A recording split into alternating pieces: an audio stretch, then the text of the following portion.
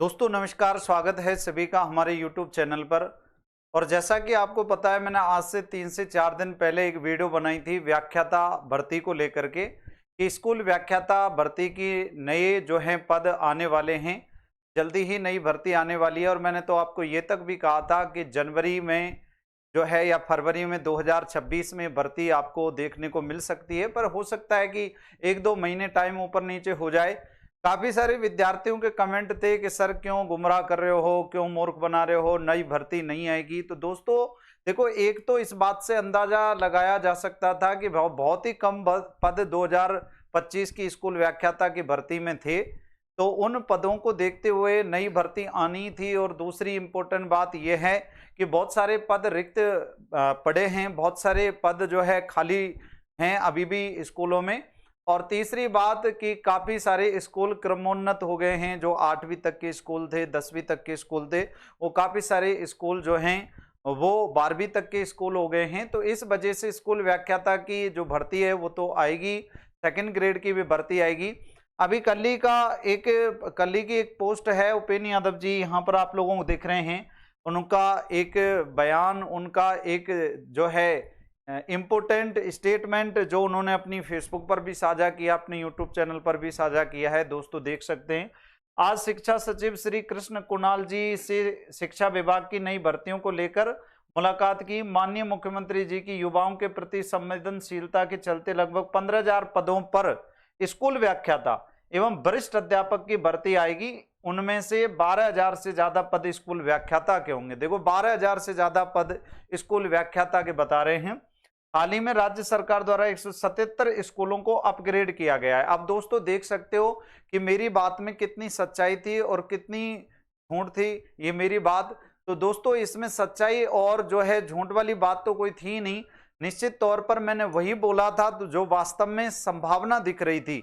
बहुत सारे साथियों का मैं वेलकम करता हूं, उनका जिनका नेगेटिव कमेंट आए, ठीक है, उनका मैं वेलकम करता हूं। अपनी भावनाएं हैं, व्यक्ति व्यक्त कर ही देता है। पर जो विद्यार्थी वास्तव में पॉजिटिव थे, जो विद्यार्थी अभी फर्स्ट ग्रेड का एग्जाम जिन्होंने दिया था, जो एक 40% वाले जाल में भी फंसे थे कुछ विद्यार्थी, तो मैं उनसे यही कहूंगा कि आप लोग पॉजिटिव रहें, अपनी तैयारी को जारी रखें। फर्स्ट ग्रेड की जल्दी आपको भर्ती देखने को मिलेगी।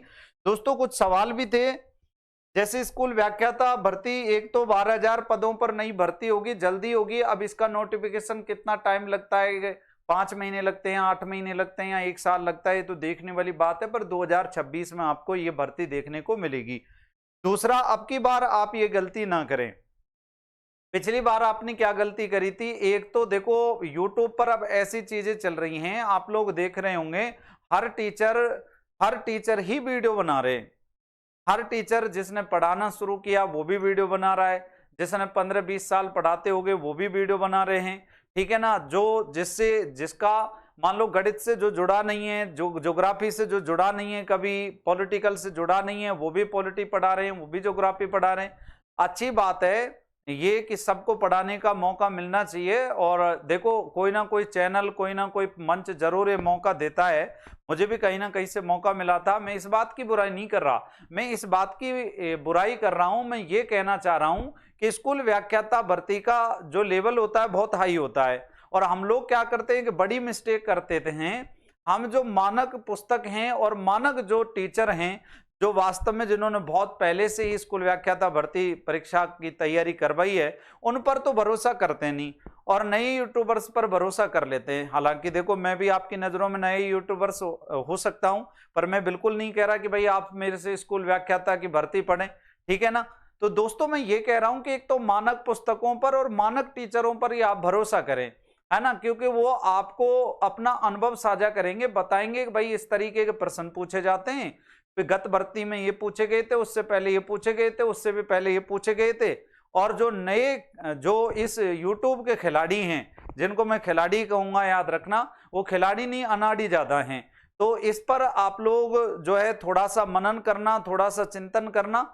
ये लगभग 90% बात बिल्कुल फैक्ट और सत्य है। अगर आपको लगता है कि बिल्कुल गुरुजी इस मंच से सत्य बोल रहे हैं, देखो अपना काम सत्य बोलना है। लगभग अगर ये बात बिल्कुल सत्य है तो जरूर इसके बारे में भी कमेंट करना। मैं बिल्कुल नहीं कहता कि नए यूट्यूबर प्रमोट नहीं होने चाहिए, बिल्कुल होने चाहिए। मैं बिल्कुल नहीं कहता कि किसी को पढ़ाना शुरू नहीं करना चाहिए, बिल्कुल करना चाहिए। पर मैं ये कहता हूं कि भाई अपने लेवल के अनुसार पढ़ाए। जैसे अगर मुझे लगता है कि मैं स्कूल व्याख्याता भर्ती पढ़ा सकता हूं, विद्यार्थी का कोई कंटेंट जो है विद्यार्थियों को दे सकता हूं, कोई पोर्शन में विद्यार्थियों को अच्छा करा सकता हूं, तो मैं उसी की हाँ भरता हूं। ऐसे नहीं कि भाई मैंने कह दिया कि नहीं भाई मैं गणित पढ़ा दूंगा कि साइंस पढ़ा दूंगा, तो एक तो ये गलती ना करे। दूसरी गलती आपको ये ना करनी है कि आपको नेगेटिव मार्किंग से बचनी है। आप नेगेटिव मार्किंग ज्यादा करके आए तो 40% वाले जो नियम है आप फंसते चले गए। तो आपको नेगेटिव मार्किंग ज्यादा नहीं करनी, इसके लिए आपको अच्छी टेस्ट सीरीज ज्वाइन करनी है। तीसरी बात, अब की बार जो गलती आपने ये की कि पुराने पैटर्न के हिसाब से आप पढ़े, नए जो है पैटर्न पर नहीं चले। आप लोगों को स्कूल व्याख्याता के लिए आरपीएससी के उच्चतम लेवल के प्रीवियस पेपर्स और यूपीएससी के पेपर्स देखने की आवश्यकता है। ये देखने की आवश्यकता है कि वास्तव में एडवांस लेवल और कौन सा हो सकता है, कहां से प्रश्न पूछे जा रहे हैं, कितने सारगर्भित प्रश्न पूछे जा रहे हैं, इस पर जरूर आप फोकस करें। गाइडों से बचें और आप मानक पुस्तकें पढ़ें, ठीक है ना। आगे करनी होगी इन बुक्स से तैयारी। जो बुक्स मैं आपको सजेस्ट करता आ रहा हूं वो हमेशा ये कहता आ रहा हूं कि एनसीईआरटी, मैं ही नहीं हर अध्यापक इसी के बारे में बोलेगा, आरबीएससी की पुस्तकें, और देखो हिंदी साहित्य ग्रंथ अकादमी की पुस्तकें, हिंदी साहित्य ग्रंथ अकादमी की पुस्तकें आप पढ़ सकते हैं। हिंदी साहित्य ग्रंथ अकादमी की पुस्तकें एक आप जो पढ़ सकते हैं वो पढ़ सकते हैं, कुछ चुनिंदा यूनिवर्सिटी की पुस्तक पढ़ सकते हैं।